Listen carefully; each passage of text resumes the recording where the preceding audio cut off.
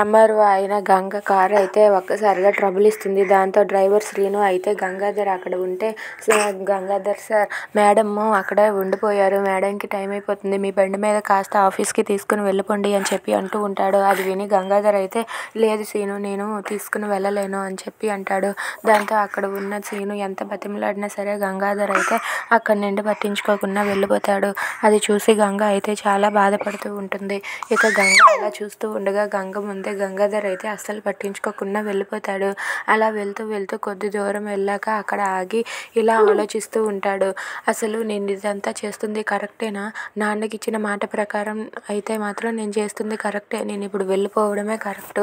కానీ ఒక వ్యక్తిగతంగా ఆలోచిస్తే నేను చాలా తప్పు చేస్తున్నాను, నేను తప్పు చేసేవాడిని కాకూడదు. అంటే ఇప్పుడు వెళ్ళి ఆ మేడంని ఆఫీస్లో దించి రావాలి అని చెప్పి గంగాధర్ అయితే తిరిగి వెళ్ళి వెనక్కి వెళ్తాడు. వెనక్కి వెళ్ళి గంగ దగ్గరకు వెళ్ళి సారీ మేడం అని చెప్పి అంటాడు. దాంతో గంగ అయితే దేనికి సారీ అని చెప్పి అంటుంది.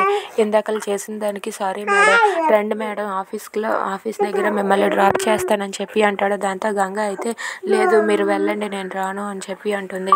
దాంతో గంగాధర్ అయితే ప్లీజ్ మేడం, మీరు పంతానికి పోవద్దు, మీ సమయం చాలా విలువైనది, మీరు రండి మేడం మిమ్మల్ని డ్రాప్ చేస్తానని చెప్పి అంటూ ఉంటాడు. దాంతో గంగ అయితే లేదు నేనైతే ఇప్పుడు మీతో రాను, అసలు వచ్చే ప్రసక్తే లేదు అని చెప్పి అంటుంది. దాంతో గంగాధర్ అయితే మేడం టైం అవుతుంది, పంతానికి పోవద్దు, పంతాలన్నీ తర్వాత చూసుకుందాం రండి మేడం అని చెప్పి గంగాధర్ అయితే గంగను బ్రతిమలాడుతూ ఉంటాడు. దాంతో గంగ అయితే వెళ్ళాలా వద్దా అని చెప్పి ఆలోచిస్తూ ఉంటుంది. If you like this video please like, share and subscribe. Thanks for watching.